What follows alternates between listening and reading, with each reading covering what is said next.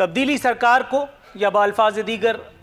اس ایک اسلامی مملکت کو جس میں اور آپ رہنے کی اداکاری فرما رہے ہیں، ایڈجسٹ کر رہے ہیں خود کو صبح و شام کی بنیاد پر، ایک اور اعزاز بادل نخواستہ ہی صحیح مگر حاصل ہوا ہے۔ عالمی ماحولیاتی سمٹ میں جو حضرت جو بائیڈن اپنے ملک یعنی انکل سیم کے دیس میں اس وقت کروا رہے ہیں، اس میں 40 سے زائد ممالک کے سربراہان کو دعوت نامے پہنچا دیے گئے ہیں۔ حال تو یہ ہے کہ وہاں نریندر مودی جیسے قصاب کے علاوہ بنگلہ دیش کی وزیر اعظم تک کو بلایا گیا ہے، لیکن اگر نہیں لفٹ کرائی گئی تو ہمارے ہینڈسم وزیر اعظم کو، جو کہ اس وقت کورونا کے باعث علیل ہے، اللہ تعالیٰ انہیں شفائے کاملہ عاجلہ بما ان کی اہلیہ محترمہ عطا فرمائے۔ اب دیکھنا یہ ہے کہ وزیر اعظم پاکستان، جن کا ایک بیان میرے سامنے موبائل پہ کھلا ہوا ہے، جس میں انہوں نے واضح الفاظ میں ارشاد فرمایا تھا کہ I consider myself as the biggest environmentalist in the history of Pakistan۔ اس ایک لطیفے یا دعوے کے باوجود بھی کیا وجہ بنی کہ جو بائیڈن نے عمران خان صاحب کو یا عمران خان صاحب کے نامزد کسی فرد کو یا مجھے اور آپ کو، میرے دیس کو بلانا تک گوارا نہ کیا؟ کیا وجہ ہے کہ وہ جو بلین ٹری کا لطیفہ چھوڑا گیا تھا، جس پر سپریم کورٹ آف پاکستان نے خود سوالیہ نشان یا ایکسکلیمیشن مارک بہت پہلے ہی لگا دیا تھا؟ اس حوالے سے سپریم کورٹ آف پاکستان کی متعدد آبزرویشنز ہم اپنے پروگرام میں شامل کر چکے ہیں۔ اس ایک لطیفے کے بعد کم از کم ایک سیٹ گھیرنا تو ہمارا حق بنتا تھا۔ سر، یہ اس صدی کے سب سے بڑے انوائرمنٹلسٹ یعنی ماحولیات کے ماہر کو، ہمارے ملک کو، ہمارے ملک کے وزیر اعظم کو، ہمیں آپ کو جو بائیڈن نے لفٹ تک نہ کرائی، بنگلہ دیش کی وزیر اعظم نریندر مودی جیسا قصاب جس کا کام خون پینا ہے، وہ تک بلا لیا گیا نہیں۔ اگر زحمت دی گئی تو ہمارے ملک کو وجہ ذرا بیان کیجئے گا۔ اور دوسری بات یہ کہ آپ کے سوالات میں ہمیشہ، ویسے مجھے اب اچھے بھی لگ رہے ہیں، لیکن آپ کے سوالات میں مجھے ہمیشہ غصہ نظر آ رہے ہوتے، اور آپ اپنے سوالات ایسے پوچھ رہے ہیں جس طرح کہ وکیل کورٹ میں جا کے پوچھ رہے ہوتے ہیں۔ تو یہ کہ عالمی جو کانفرنس ہو رہی ہے، اس میں یہ کہ شاید ہماری کارکردگی اتنی اچھی ہو کہ اس کو اچھا نہ لگا اور ہمیں نہ بلایا ہو۔ آپ دیکھ رہے کہ اس ماحولیات کے اوپر ہم کتنا کام کر رہے۔ یہ الگ بات ہے کہ پاکستانی عوام ان سے اشنا نہیں ہے، اور اگر اس کے اوپر ایک ویڈیو چل رہی ہے ٹویٹر کے اوپر، آپ دیکھ لیں کہ جہاں پہ ہم نے بلین ٹری سونامی کے مد میں کام کیا تھا، وہاں پہ بڑا توڑ پھوڑ ہوئے ہیں، کیونکہ ہمیں ان سے ناشنا ہے۔ لیکن اس سے کوئی انکار نہیں کر سکتے کہ ہم نے جتنا بلین ٹری سونامی کے اوپر جتنا کام کیا شاید دنیا میں کہیں ہو، اور انشاءاللہ العزیز کے نتائج بہت جلد آنے شروع ہو جائیں گے۔ سر، وہ جو کام آپ نے کیا تھا، اگر آپ اجازت دیں تو میں ان کاموں پر بھی تھوڑا سا جاؤں گا۔ ظاہر ہے آپ پہلی مرتبہ میرے شو میں شرکت کر رہے ہیں، آپ نے شو میں شرکت کروانے پر میرا شکریہ ادا کیا۔ سر، میری تو کوشش ہوتی ہے کہ پاکستان تحریک انصاف یا جو بھی حکومت ہو، میں اس کے لوگوں کو شرکت کروا کر کے اپنا دلدلیہ چلاتا رہوں، لیکن یہ پہلے پروگرام کے بعد ہی کچھ سرکار میری روٹ سے جاتی ہے۔ بہرحال دیکھتے ہیں آپ کا صبر کتنا ہے۔ آپ نے بات کی کہ ہم نے شاید اتنا اچھا پرفارم نہ کیا ہو۔ سر، یہ بڑی حیران کن بات ہے، کیونکہ ہمارے، آپ کے، ہم سب کے منتخب وزیر اعظم بین الاقوامی سطح پر قوم کو بارہا ہمیں یہ بتا چکے ہیں کہ ہم نے انتہائی بہترین پرفارمنس کی ہے، ہم نے بلین ٹری لگائے ہیں، ہم نے یہ کیا اور ہم نے وہ کیا، اور آپ کہہ رہے ہیں کہ شاید ہم نے اچھا پرفارم نہیں کیا۔ یہاں آپ کی اور سپریم کورٹ کی میرا خیال ہے کہ ٹون ایک جیسی ہو جاتی ہے۔ پی ایم یہاں ایک پیج پہ آپ جیسے ممبران نیشنل اسمبلی کے ساتھ نہیں ہے۔ آپ کو اس بات کا ادراک تو ہے نا کہ جی، میں نے یہ نہیں کہا کہ شاید ہماری پرفارمنس اچھی نہیں ہو، بلکہ میں نے کہا ہے شاید ہماری پرفارمنس بہت اچھی ہو، اس وجہ سے نہیں بلایا۔ اور دوسری بات، آپ کہتے ہیں کہ ہمارے شو میں پر نہیں جاتا ہے، میں آؤں گا، لیکن میں آؤں گا۔ بھائی سنید، آپ سوال کر کے جواب ہی نہیں لیتے تو میں کیا کروں؟ دیکھیں، میں آؤں گا آپ کے شو میں،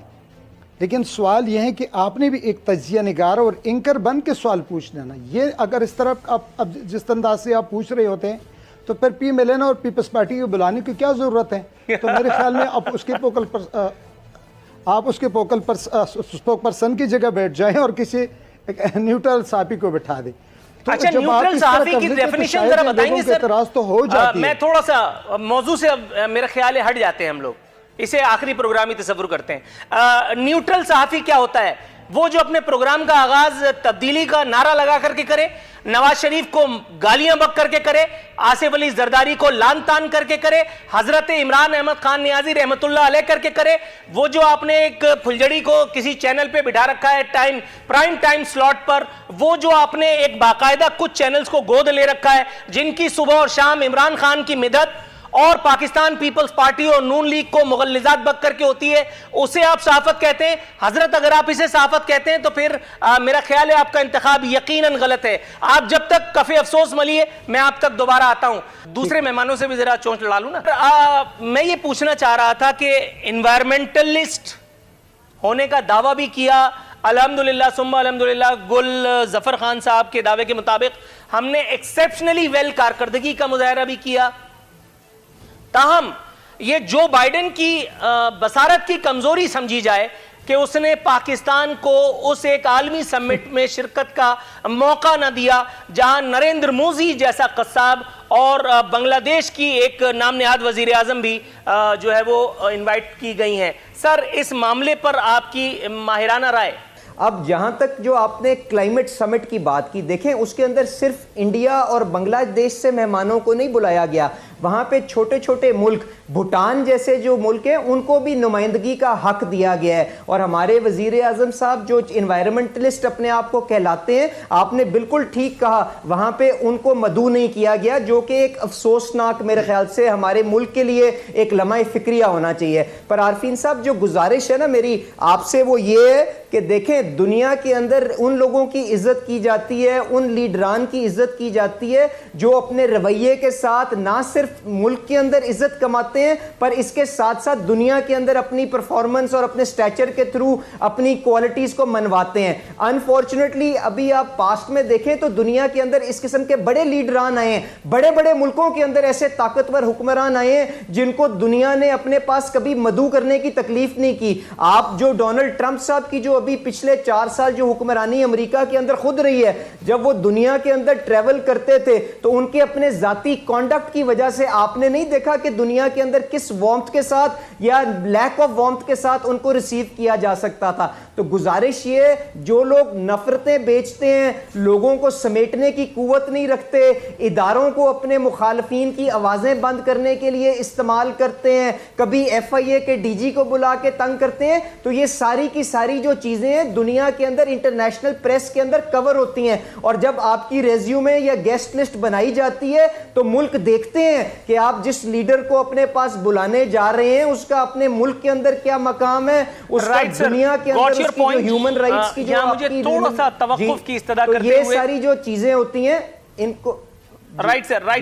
سر پاکستان کو انوائرمنٹ کے حوالے سے وہ جو ایک سبکی کا یا خفت کا سامنا کرنا پڑا ہے، ہم اس پر چند آنسو تلاش کر رہے ہیں، اگر آپ کے پاس ہوں تو ذرا ادھار دیجئے۔ دیکھیں نور العارفین، میں آپ سے اتفاق کرتا ہوں، کئی باتوں پہ اتفاق نہیں ہوتا، مگر آج کی بات پہ اتفاق ہے کہ بحیثیت قوم ہم جو دنیا میں ایک اہم ایشو جو ہے آج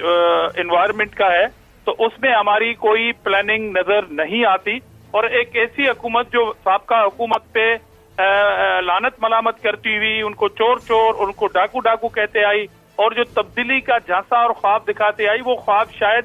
ٹوٹ ہی گیا، ایک سپنا تھا جو ٹوٹ گیا۔ تو میرے خیال میں موجودہ حکمرانوں کو انوائرمنٹ جو ایک، اور میں آپ کو مبارک دیتا ہوں کہ آج آپ نے ایک ایسے موضوع کا انتخاب کیا ہے جس میں بحیثیت قوم ہمیں سوچنا پڑے گا، نہ بلکہ پارٹیوں کے درمیان بیٹھ کے ہم اس طرح کی باتیں کریں۔ تو میرے خیال میں کہ انوائرمنٹ پہ جتنا کام ہونا چاہیے تھا، انفارچونیٹ